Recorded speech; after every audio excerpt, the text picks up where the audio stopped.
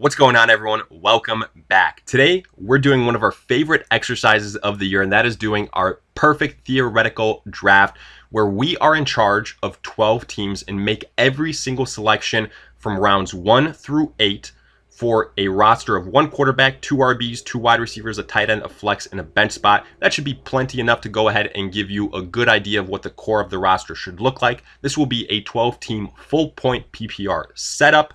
So that's pretty much all you guys need to know. And a quick reminder that starting August 27th until August 31st, we are having our free 2020 ADP Fantasy Football Draft Guide giveaway. And that includes our top 150 overall player rankings in standard and PPR formats, individual player bios, tiers, projections, along with general fantasy football advice. All you guys need to do in order to get your copy is 2 simple things. First and foremost, subscribe to the channel if you haven't already. And then go ahead, follow us on Twitter at AllDayPigskin. Send us a message with your email and we will take it from there. But with that being said, let's go ahead and get right into it. Kicking off our draft, Team 1 selects Christian McCaffrey, and there's a good reason why McCaffrey 95% of the time, if not more, is that consensus 101 choice.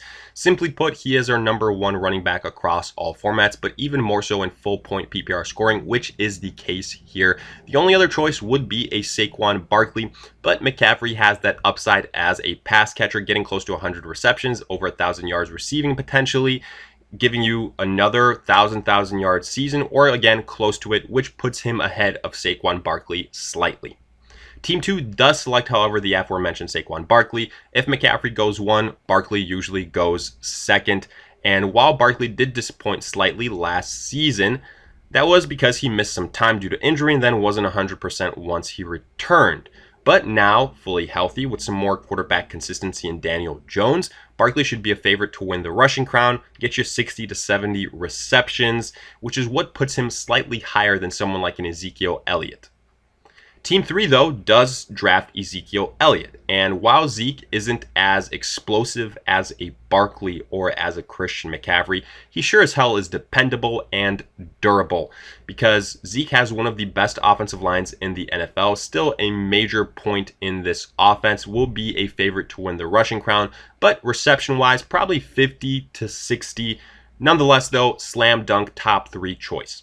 Team 4 selects Alvin Kamara, and here the only other choice in my eyes would be a Dalvin Cook, but because of some question marks surrounding him, Kamara may be the safer choice, and that's what we want to focus on at this point early on in the draft in the first round. Kamara, though, does have some question marks, and primarily that being the involvement of Latavius Murray, the backup, who does have some standalone fantasy value as well. But regardless, Kamara should improve compared to last season where he was injured, and then when he returned wasn't 100%. So now, probably between 80 to 90 receptions, 700 to 800 rushing yards on a great offense where he's one of the main options.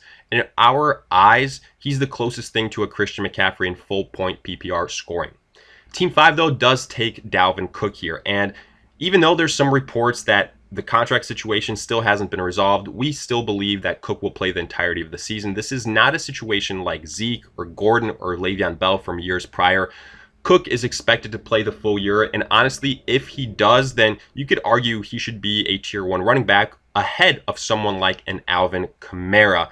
But because of some of that slight risk, we do take that into the equation. Nonetheless, though, he's someone that's an integral part to the Minnesota run-first offense.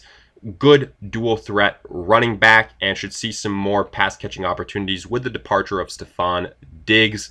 And if you guys are worried about Dalvin Cook, then just go ahead and insure yourself with someone like Alexander Mattison later on.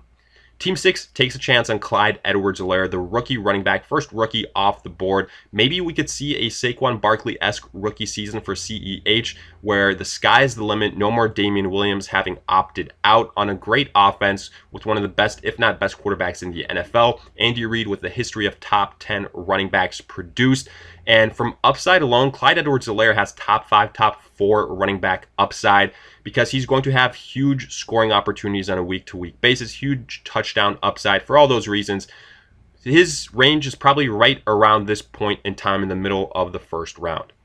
Team 7 selects Joe Mixon, and Mixon is someone that was very hot and cold last season, but he really turned it on towards the end of the year, and we think 2020 will be more like that than earlier in 2019 because you've got some more quarterback consistency with Joe Burrow. You've got a returning, healthier offensive line with some key pieces coming back.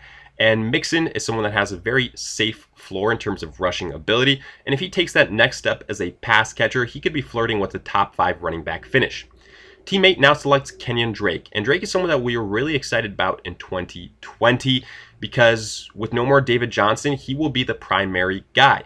And as soon as he was traded to the Cardinals, Drake made a huge impact versus some stiff competition like the San Francisco 49ers defense. Coaches have come out and said he will be involved in the passing attack as well on a unit offensively that will be much improved with the addition of DeAndre Hopkins, the expected growth of a Kyler Murray. So all in all, Drake is someone we're very excited about, maybe a lesser version of an Alvin Kamara. And if you guys are worried about Drake, then Chase Edmonds, a great handcuff later on. Team 9 now selects Miles Sanders. And with Miles Sanders, maybe the question mark is what happens with that lower body injury, but coaches have come out and said that he should be good to go in week 1, which if that's the case, he's still a first-round talent. The hype for him was unreal a couple days prior, but now probably averaged out to what it should be. However, coaches have still said that his volume will greatly increase. And as far as him as a pass catcher, we think he has the highest ceiling as far as all the other sophomore running backs in Jacobs and in Montgomery. So again, first round running back selection. Team 10 selects Derrick Henry, and Henry is a guy that maybe is going a little bit lower than you might expect, but keep in mind, not the best PPR type of running back. The last 2 years hasn't had over 20 receptions, and if you believe in Henry, what you're saying is you believe in Ryan Tannehill to go ahead and produce a similar type of season like he did in 2019, which we aren't fully confident in, but nonetheless, Derrick Henry should be a favorite to win the rushing crown yet again this season, and at this point, a good value pick. Team 11 finally sees our first wide receiver off the board in Michael Thomas. So obviously there was a run on running backs, and that's where you're going to see in this draft because that is the most important position. But we've reached that point in time where Michael Thomas is just too good of a value to pass up. The unquestioned #1 wide receiver across all formats, coming off a record season in terms of receptions, over 1,700 yards receiving. He's going to definitely have regression in those categories because Alvin Kamara is coming back fully healthy. Emmanuel Sanders joined the team, but guess what? He should still be a top 5 wide receiver, which is what you're looking for. Huge upside, incredibly consistent, so you love to get that at this point in the draft. Team 12 selects Austin Ekeler to round out that first round.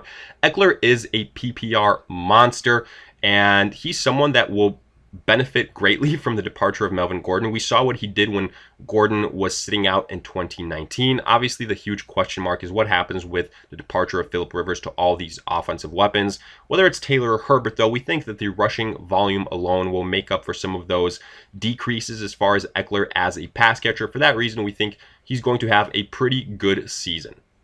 Getting to round 2, Team 12 now, back on the clock, selects Josh Jacobs. And we know if we wait on selecting another running back here, waiting 20-some odd picks, then the running back pool will be depleted greatly. So why not get another RB1 upside with a breakout candidate in Josh Jacobs? He was great in 2019 with time missed. And now with some hype in terms of him being a better pass catcher, Jacobs really has some nice upside as a good mid-level RB1.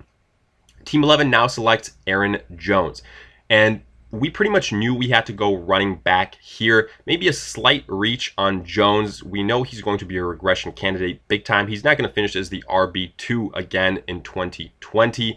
There's maybe a little bit of a running back by committee forming. He was very touchdown dependent. A lot of boom or bust games in 2019. But again, we need to go running back. He still offers mid to low end RB1 upside, and that's why he is the choice here. Team 10 now selects Julio Jones, and we've officially entered that category where the wide receiver, the tier 1 guys, are of better value than the remaining running backs. So Jones, who is our second overall best wide receiver across all formats on a great offense on a team that last season was #1 in terms of pass attempts, and with an MVP quarterback and a lot of weapons to take some pressure around him off, well, Julio Jones playing in the NFC South again, like we've mentioned, that's going to be a fantasy goldmine. We love him as a value pick at this point in time. Team 9 now selects Devante Adams, and Adams is someone that, even though is on a run-first offense with the Green Bay Packers, and there's some question marks surrounding Aaron Rodgers, will still get plenty of volume. Regardless of how you feel about Rodgers, he can still maintain a top 5 wide receiver, and Adams, just by nature of him being the best wide receiver on this offense and the best option, the favorite target for Aaron Rodgers, will get plenty of volume to go ahead and erase any other doubts and be a top 5 wide receiver. Team 8 selects DeAndre Hopkins, doubling down on the Arizona Cardinal players at this point in time. We don't think there's going to be that much of a drop-off in terms of Hopkins' production going from Houston and Watson to Arizona and Kyler Murray. Murray, a favorite, like we mentioned before, to have that breakout season on a scheme offensively with Cliff Kingsbury that produces a lot of scoring opportunities. Hopkins, a top 5 wide receiver in PPR format, which is what we want at this point in time. Team 7 now selects Tyreek Hill, probably going to the next tier of wide receivers at this point in time. Tyreek Hill maybe has more boom or bust type of tendencies, but guess what? Those boom tendencies sure as hell put him in a category by himself, because in the blink of an eye, this guy can score a touchdown. He's got speed that kills and is someone that in just 2 quarters can be sitting on 30 points alone. Team 6 now selects Nick Chubb, that next best overall running back. We don't love him in PPR scoring and obviously are very wary of Kareem Hunt being there for the entire season. We saw the production for Chubb dip last season once Kareem Hunt returned, but pairing him up with Clyde Edwards-Helaire that has that huge upside, and Chubb has that safe rushing floor on an offense with an improved O-line and head coaches that have run-first mentalities, should be a good value at this point in time. Team 5 now selects James Conner, and this is probably the most, if you would, reach type of pick that we've had, but guess what? Running back is the most important position. Dalvin Cook, maybe that was a question mark. So you got to go another running back here. And Conner is still undervalued. Back in March, we were saying James Conner is being criminally underrated. Being drafted in the 6th or 5th round. Now even as a 4th or 3rd round selection, that's still being undervalued. Conner returning healthy. Big Ben returning healthy with a great offensive line. He's the workhorse running back. You've heard that. That's the case. He's a great dual threat running back as well. We love Conner as an RB2, top 15 running back upside. Team 4 now selects Mike Evans, and regardless of how you feel about the Tampa Bay wide receivers, Godwin, Evans, we have Evans slightly higher because of the upside that he has in the touchdown department, big playability. Evans reminds us a lot of Tyreek Hill, but we think some of those boomer bust tendencies will be negated with the addition of Tom Brady, so we love him as a top 10 wide receiver. Team 3 does take the aforementioned Chris Godwin. Either way, I think the takeaway message here is that Godwin and Mike Evans should be going pretty close to each other. Godwin probably a little bit of a safer floor in terms of PPR formats because of his reception count. Either way, Bruce Arians still there, pass-heavy head coach. Tom Brady will go ahead and distribute the ball well. Top 10 upside for Godwin.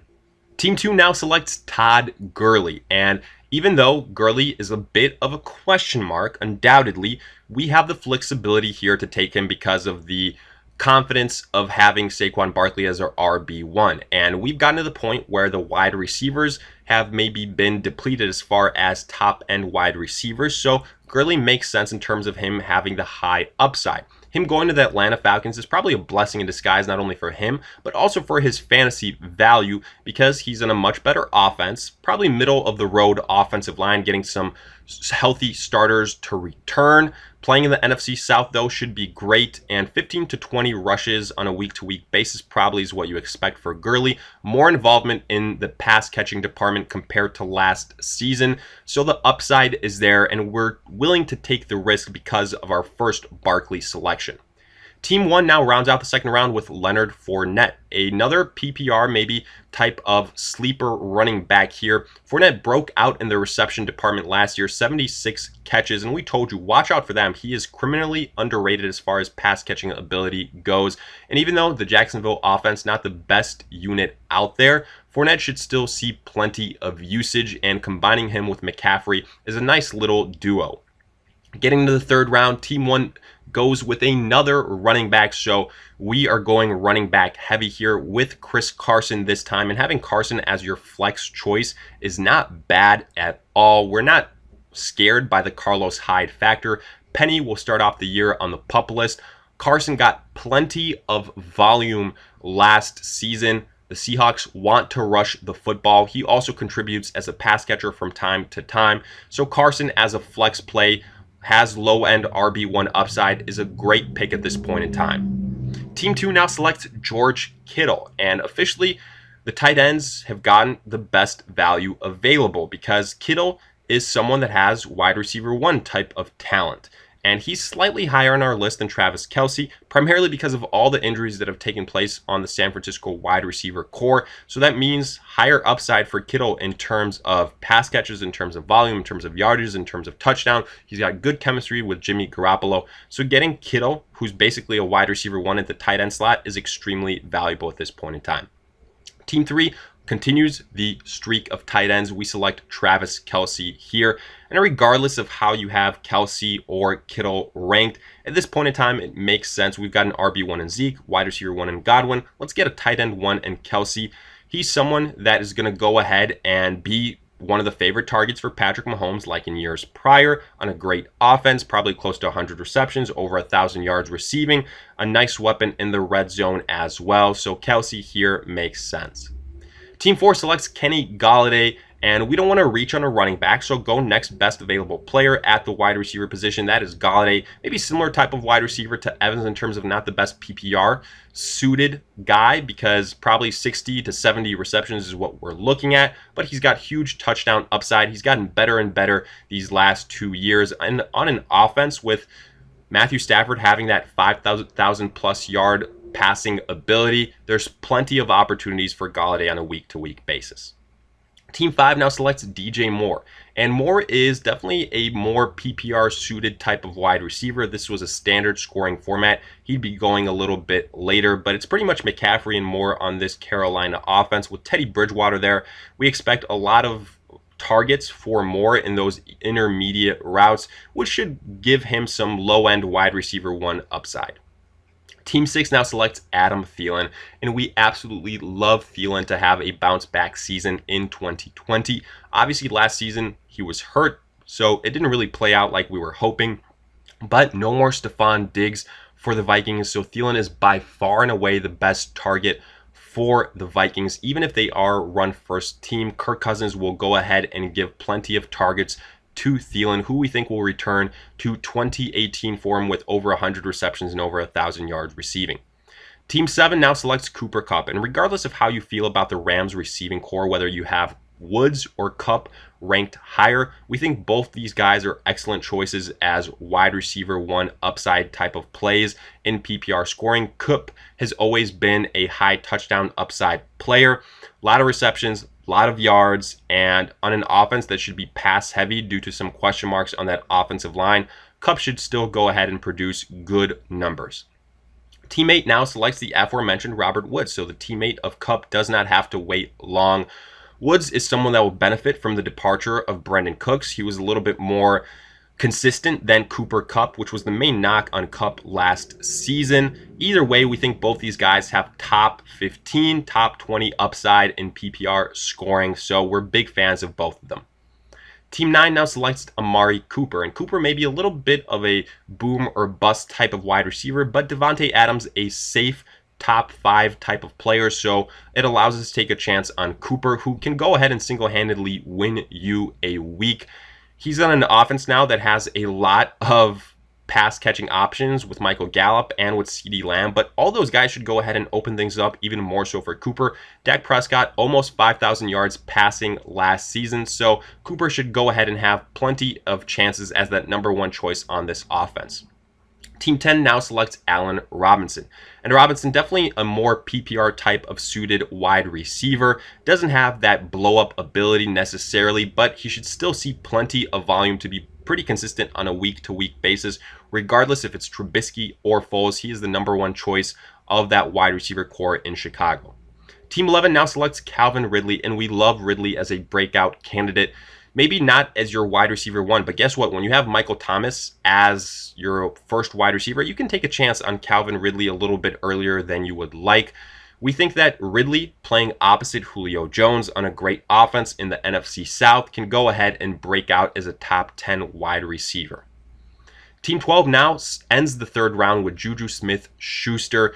We went running back heavy in the first 2 rounds, so we knew we were going to go pass catcher here. Juju Smith-Schuster takes a tumble because of a disappointing season in 2019 due to injury, but we said it before, every single offensive playmaker here gets a pass for the Steelers. As soon as Big Ben went down in week 2, Juju Smith-Schuster now returning with Big Ben, a guy that airs it out a bunch. He's going to be the number 1 option for that team, so we like him as a low-end wide receiver 1. Getting to the 4th round, Team 12 back on the clock and now selects Tyler Lockett. And Lockett, not necessarily the sexiest name or someone that, guys get all that excited about, but he's someone that's criminally underrated again on an offense for the Seattle Seahawks where Russell Wilson is a top 5 quarterback and someone that can go ahead and extend plays, and usually in those circumstances find Lockett for a big touchdown or a big gain. Lockett is someone, not necessarily a PPR stud, but he has that big touchdown upside. He's got that speed, and we still believe he's that wide receiver 1 on the Seattle offense. Team 11 now selects Le'Veon Bell, and we need to go running back here. Yes, Bell has some more question marks, but he's got a somewhat decent floor due to his pass catching ability in PPR formats. We think those vintage days for Bell are gone, and we are scared off by this Jets offense as a whole. But having him as a running back 2 here, it's not the end of the world. Team 10 selects David Johnson, and Johnson probably in a similar boat to Le'Veon Bell. His best days are behind him, but he is the number 1 running back for the Houston Texans, and probably one of the better running backs they've had in some time. And if Carlos Hyde was able to go for over 1,000 yards rushing last season, then so can David Johnson. And he has a much higher ceiling due to his pass catching ability. So again, similar to a Le'Veon Bell, not a bad choice as your running back 2. Team 9 now selects David Montgomery, adding another sophomore running back similar to a Miles Sanders. Montgomery is someone that the Bears have said will get more volume, and his main competition is Tariq Cohen, who's a pass-catching specialist primarily, so that means Montgomery will go ahead and dominate those goal line carries as well. So for that reason, on an offense that should be run first due to their game-managing quarterbacks, Montgomery is someone that has an arrow pointing up. Teammate now selects Melvin Gordon. And I feel like the camp is split on Gordon, whether you want to take a chance on him or not. But at this point in time in the 4th round, a good value pick, especially when we need to add another starting running back. He should start off the year as the primary running back for the Broncos. Yes, Philip Lindsay is there, and that is a little bit worrisome. Yes, Drew Lock is a question mark, and a lot of this offense will depend on if he takes that next step forward. But Melvin Gordon should still potentially be a top 20, top 25 talent. Team 7 now selects Patrick Mahomes, our first quarterback off the list. And no, we don't think that this is too late for taking your first quarterback in a draft. Again, we want to prioritize the fact that this is quote-unquote the perfect draft where you focus on those running backs and those wide receivers, the positions that mean more so earlier on. Mahomes, yes, he's a great player, and we've officially gotten to the point in time where running backs and wide receivers, if we went there instead, not getting as much bang for your buck. Mahomes, arguably the best quarterback in the NFL, should return to a top 5 talent this season, playing a fully healthy year. He's got all the weapons around him. We know what he can do. He is matchup proof. Team 6 now selects Odell Beckham Jr. Yes, adding another Cleveland Brown may be slightly concerning, but Beckham is that next best overall wide receiver. We went running back heavy, so we want to add another wide receiver here. He's got some nice upside, and with Jarvis Landry potentially dealing with some injuries to kick off the year, and Beckham being 100% healthy, he should see an improvement compared to his season last year. Team 5 now selects DJ Chark, and continuing to add to the wide receiver core. That's the key here because we waited on getting our first wide receiver in DJ Moore. So now DJ Chark is a must. But guess what? He's got some wide receiver 1, low-end wide receiver 1 upside on that Jacksonville offense. Yes, it's a concern, but he's the primary target. He showed some nice chemistry with Minshew last season. So getting over 1,000 yards receiving should be doable in 2020. Team 4 now selects Lamar Jackson. So only a couple picks after Patrick Mahomes. Now we see Lamar Jackson. We don't want to reach on a running back. We've got a good staple of wide receivers. So for that reason, Lamar Jackson is the choice here. He's pretty much got an RB type of performance built into him at the quarterback position. That's extremely valuable. Similar to Patrick Mahomes, he is matchup proof. Team 3 now selects T.Y. Hilton. So adding another pass catcher, don't want to reach on a running back. That is the theme here. And T.Y. Hilton with Phillip Rivers is a good value pick. I think at this point in time, a wide receiver one upside still. He is the primary pass catcher on this offense. And Phillip Rivers, regardless of his age, still airs it out. Last season, over 4,600 passing yards. Team 2 now selects Julian Edelman. And we have to add a wide receiver here. Edelman, sure, he's probably not a wide receiver one, even though he was great last season, top 10 in PPR scoring. But he's incredibly consistent, high-end wide receiver too, and he's someone that hasn't seen his ADP really adjusted after the addition of Cam Newton. He's still the primary target on that offense, so at this point in time, a good value pick in our eyes. Team 1 rounds out this fourth round with Keenan Allen being added to the squad. With that Mike Williams injury, Keenan Allen should see more targets, and he is the unquestioned number one choice on this offense as far as wide receivers are concerned. Yes, his ceiling is lower in terms of receptions, in terms of yards with Taylor and or Herbert, but I do think he is being a little bit underrated at this point in time, and we need to add wide receivers to this team. Round 5 kicks off with Terry McLaurin being another addition to Team 1, our second wide receiver.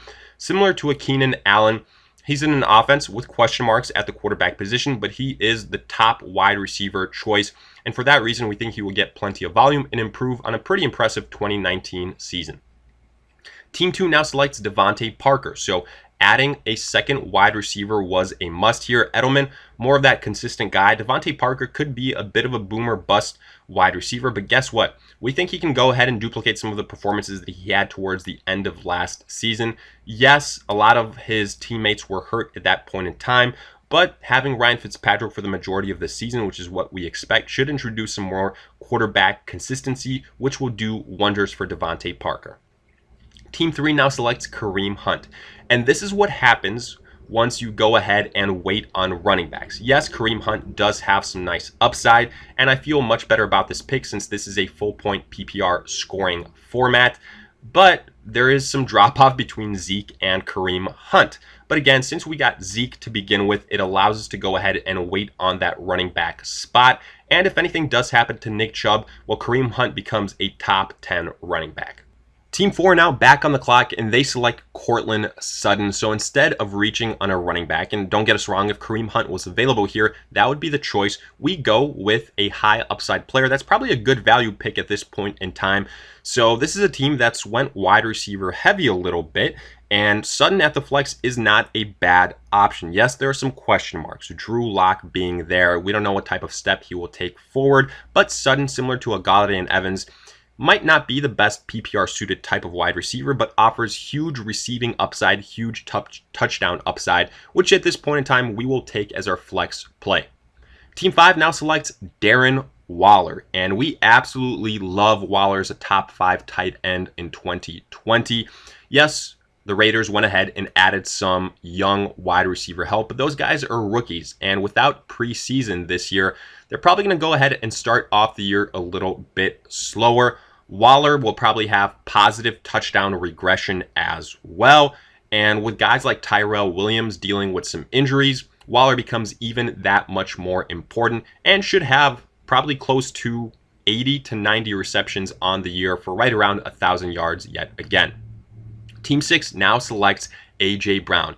And in case we were feeling a little bit nervous about that Odell Beckham pick, let's go ahead and add A.J. Brown for insurance. He won't go ahead and wow you in terms of number of receptions, but he has that big playability and by far the number one option on the Tennessee Titans offense as far as wide receivers are concerned. We think that he's going to go ahead and improve compared to last season. He's clearly the top choice over there for Ryan Tannehill and could potentially see an increase in receptions this season. Team 7 now selects Mark Andrews, and here we're going for the upside play, hoping that Andrews can go ahead and duplicate his season from 2019.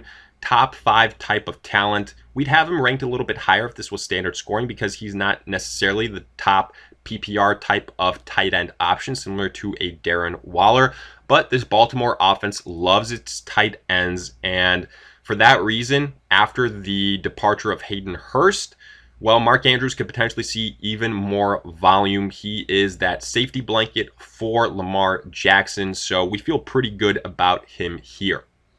Team 8 now selects Jonathan Taylor.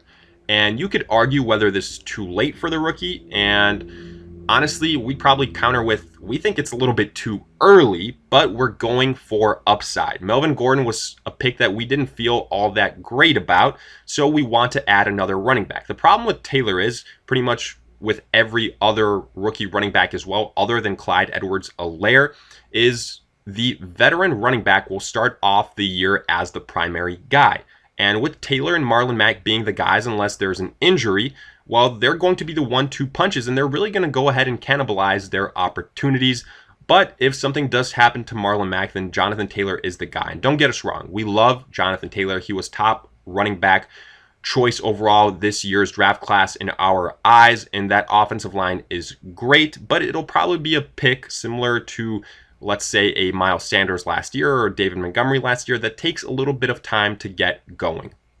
Team 9 now selects Brandon Cooks, and Cooks is a wide receiver that we absolutely love. We think he will be the #1 wide receiver on the Houston Texans, and we've pointed it out before, all the reasons why. DeAndre Hopkins no longer there. Sure, you might be worried about Cooks and his injury history, but guess what? Will Fuller has never played a full 16 games in his entire NFL career. And prior to 2019, Cooks had put together several 1,000-plus yard seasons. He's just as fast and can go ahead and do a lot of things that Will Fuller can. He's more experienced than Will Fuller or someone like a Randall Cobb, or even someone like a Kenny Stills. So we think he's going to go ahead and put together a pretty decent season for the Houston Texans. Team 10 now selects Tyler Boyd, and you could argue here whether the first Cincinnati wide receiver off the board should be Boyd or AJ Green. But with some of those injury questions creeping up again for AJ Green, we decide to go with Tyler Boyd. If something happens to AJ Green, Boyd will be even that much more valuable. I mean, last season alone, he had over 1,000 yards receiving, and that was with the quarterback carousel that they had. So now Joe Burrow should bring some more consistencies. Not a bad flex option. Team 11 selects Raheem Mostert, and again, we need to add running backs here because that's our point of weakness at this point in time. The 49ers are a run-first football team, so we know Mostert will get his opportunities. We think he has a slight leg up on a Tevin Coleman, but honestly, there's going to be up and down weeks from those guys. So if we went ahead and made this draft even longer, you would see Team 11 continue to add running backs. Team 12 now adds Zach Ertz, and in a full point PPR scoring format, Zach Ertz, again, has got right around that top 5 tight end upside. Yes, Dallas Goedert is there who will take away some opportunities, but again, this Philadelphia receiving core, well, Deshaun Jackson, more of that big boom or bust play. Marquise Goodwin opting out. Alshon Jeffrey, we don't really know his injury situation. Jalen Rigger is a rookie. So Zach Ertz should have a nice impact as one of the favorite targets for Carson Wentz to kick off the season.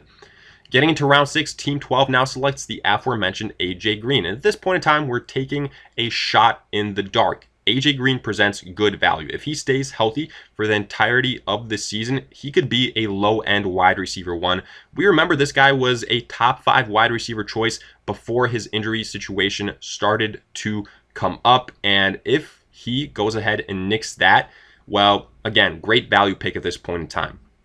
Team 11 now selects DK Metcalf, starting to fill out our bench in case Raheem Mostert is an issue. Metcalf, a great value pick at this point in time. We anticipate that he will continue to improve. He will probably start to narrow the gap between himself and Tyler Lockett, but we still see Lockett as that top choice for the Seattle Seahawks. Regardless, Metcalf has got some nice high-end wide receiver 2 upside.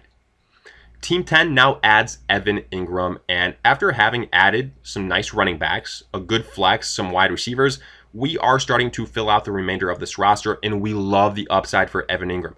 If Evan Ingram had stayed healthy for the entirety of last year, you extrapolate his stats, he was on pace for a top 5 season, over 90 receptions, between 6 to 8 touchdowns. He creates mismatches everywhere on the football field versus opposing defenses. With Daniel Jones, who airs it out a decent amount, Evan Ingram should be one of the top receiving choices for the Giants. Team 9 now selects Mark Ingram, and probably a good value pick at this point in time. The reason we go Mark Ingram a little bit later is because we are worried about the addition of J.K. Dobbins. Lamar Jackson, obviously the top overall running back on this team, even though he plays quarterback. Mark Ingram, not really a 3-down running back at this point in time, and there might be some touchdown regression, but a good value pick at this point in time, and with only 2 running backs in Sanders and Montgomery, a good value depth pick. Team 8 now selects Kyler Murray, so we are tripling down on the Arizona Cardinals. Talk about a stack: Murray, Drake, and Hopkins.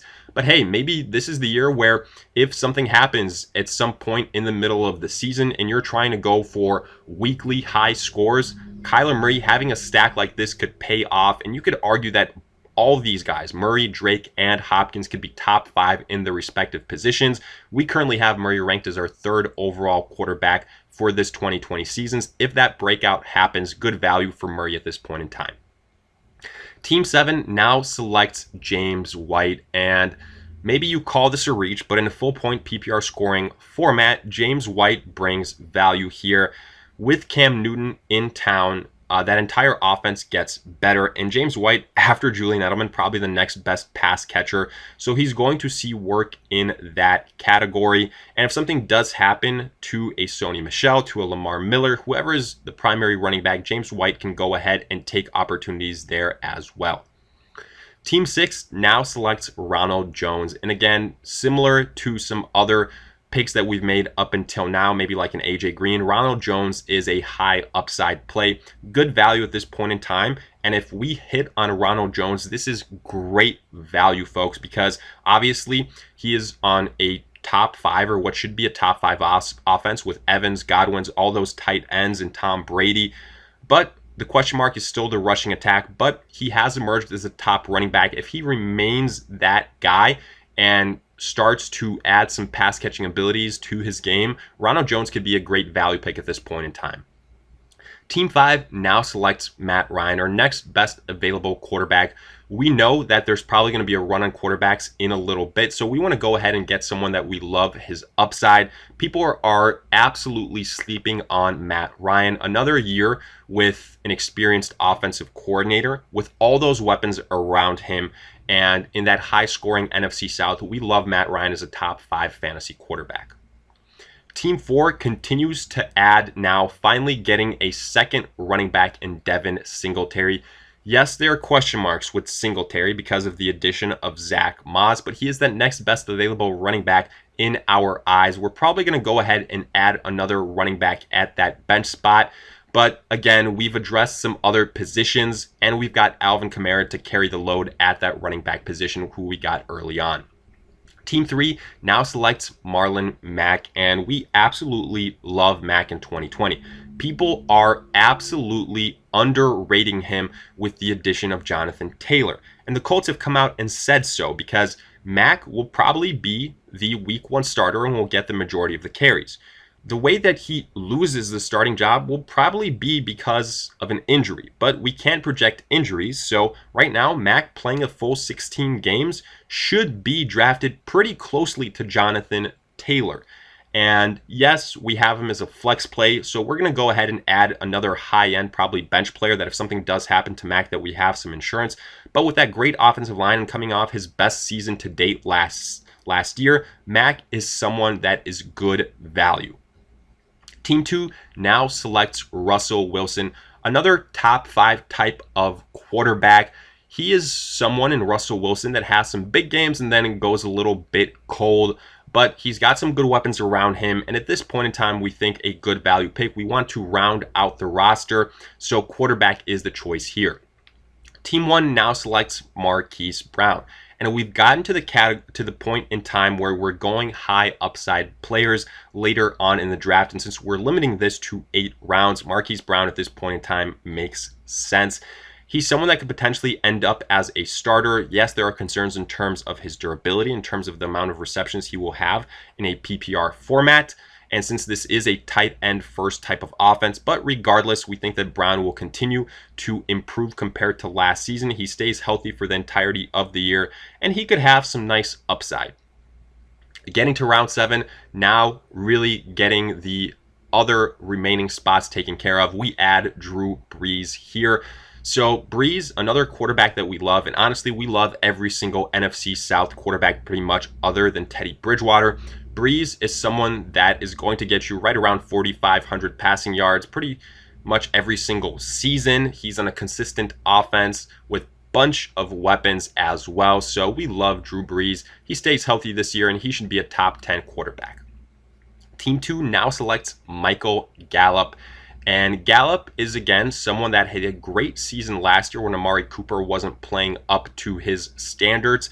And with the addition of CeeDee Lamb, some people are nervous about him, but we think he will go ahead and also benefit from it. He'll continue to take another step forward and probably get close to 1,000 yards receiving yet again. Team 3 now selects Tom Brady. So the run on quarterbacks starts, and we're getting a stack in Brady and Godwin. I'm all about that stack. That's going to go ahead and help us potentially single-handedly win some weeks. You guys know how we feel about the NFC South. It'll be very high scoring. Brady and Godwin will be a great combination.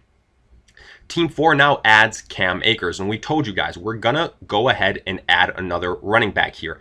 Cam Akers, potentially the RB1 for the LA Rams, the one that's kind of distanced himself. Yes, it's a flyer, he's a rookie, and it's a speculative ad, but if Devin Singletary struggles and Cam Akers emerges, he could be a great value pick and someone that cracks our starting roster. Team 5 now adds Jamison Crowder, and in full point PPR formats, I think Crowder is being underrated greatly. I think he'll have close to, between 80 to 90 receptions on the season. By far the best wide receiver that the Jets have, the most experienced guy with the most chemistry with him and Sam Darnold. So we think Crowder as a flex play in full point PPR scoring is nice. Team 6 now adds Dak Prescott, our next best available quarterback, someone that last year had almost 5,000 yards passing, and with all those weapons around him, CeeDee Lamb, Michael Gallup, Amari Cooper, great offensive line, and Ezekiell Elliott, Prescott should have another decent year. Team 7 now adds Will Fuller. So about a round later after Brandon Cooks goes off the boards, you see Will Fuller go here as well. Yes, is he an injury concern? Absolutely. But Will Fuller should go ahead and still offer some nice upside. We've seen those boomer bust games from Will Fuller before. Hopefully he takes that next step with DeAndre Hopkins, but it's still a question mark. So you're probably going to go ahead and see some more insurance added later on. Teammate now adds Jack Doyle. You might call this a little bit too early, but we love Jack Doyle, and we need to really fill out the majority of this roster. He's our next best available tight end with Phillip Rivers and the history he has with going to his tight ends like a Hunter Henry and Antonio Gates. No more Eric Ebron. Doyle is the second best pass catcher on this team, so we're going to go ahead and add him. Team 9 adds Carson Wentz, getting another stack here. Wentz and Miles Sanders. There's a lot of weapons around this Philadelphia quarterback with Sanders, with all those tight ends, with Jalen Reagor, with Deshaun Jackson, with Jeffrey once he returns as well. So Wentz is someone that may be disappointed last season, but played a full 16 games. So that's trending in the right direction and plays another full season. I think Wentz can go ahead and be a top 10 quarterback. Team 10 now adds Deshaun Watson. And in our eyes, Deshaun Watson is taking a big step backward compared to last year. And yes, DeAndre Hopkins is a big reason why. He's probably got the most injury-riddled group of wide receivers around him with guys like Brandon Cooks, guys like Will Fuller, Kenny Stills. But at least here we get a nice stack with Watson and David Johnson. Team 11 adds Aaron Rodgers. And Rodgers, again, is a quarterback that's being extremely underrated. We think that right now, there's probably a lot of prove-it moments for Aaron Rodgers coming up.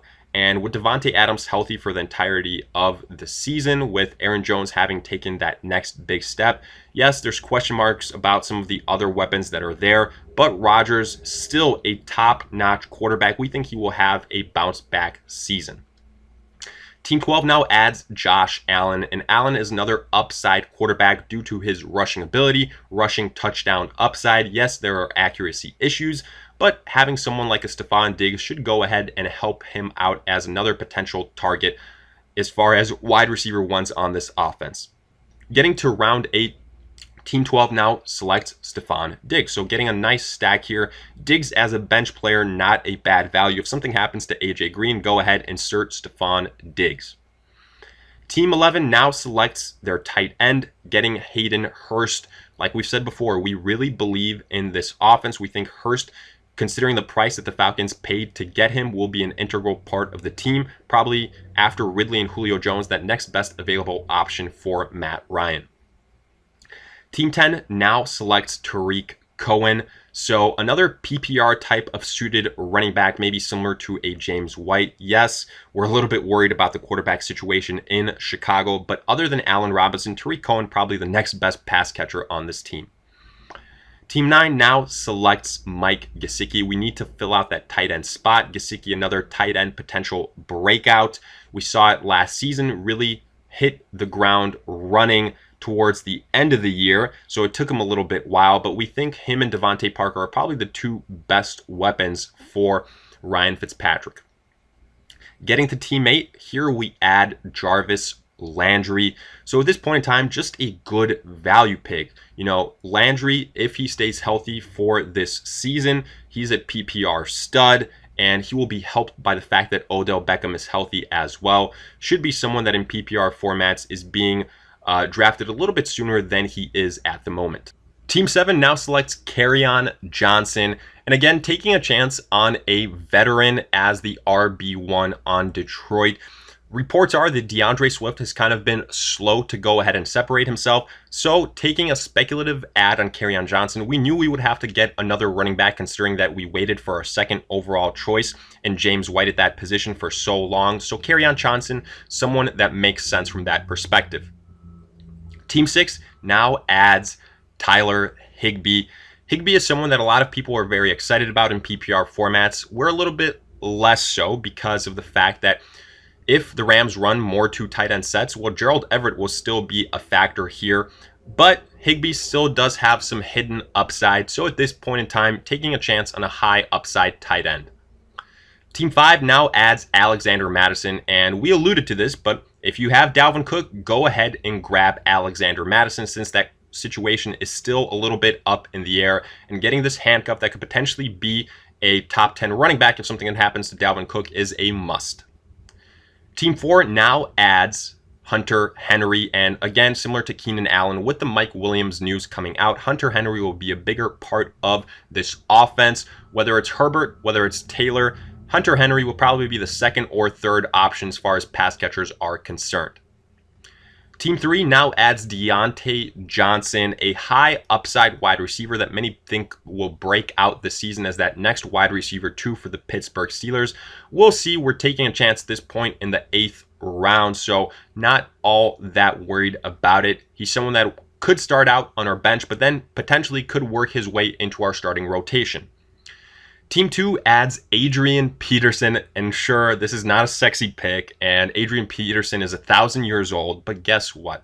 Right now, he will be the primary rusher for Washington, and he will get more carries than a Gibson. So for that reason, we think he could very well get close to 1,000 yards. It won't be sexy, but there will be some opportunities there for Peterson. And finally, Team 1 adds Jared Cook. Cook was someone that really got it going towards the end of last year, had some nice touchdown performances. He did struggle with some injuries, getting nicked up, but again, being on this great offense, if Emmanuel Sanders doesn't pan out or there's some issues there, Jared Cook proved that he can be a reliable target and one of the better tight ends that the Saints have had in recent memory. So going ahead and adding him up on this team in terms of the upside for the New Orleans Saints offensive scoring. So with that, we conclude yet another annual look into our perfect draft. And as always, let us hear it in the comment section if you guys want to see the complete set of rosters. Check that out in description. Which one do you think is the best? Were there some picks that you thought were questionable, or guys that you think went too early, etc., along with any other fantasy questions you guys might have? And another quick reminder, take advantage of our limited time giveaway of the 2020 ADP Fantasy Football Draft Guide from August 27th to August 31st. We are giving those away for free. All you guys have to do is first subscribe to the channel here if you haven't already, and then also go ahead, follow us on Twitter at AllDaysPigskin. Give us a message with your email and we will send you the draft guide from there. It's all you need to do, simple as that. All the details in the description. But in the meantime, we'll see you guys in future videos.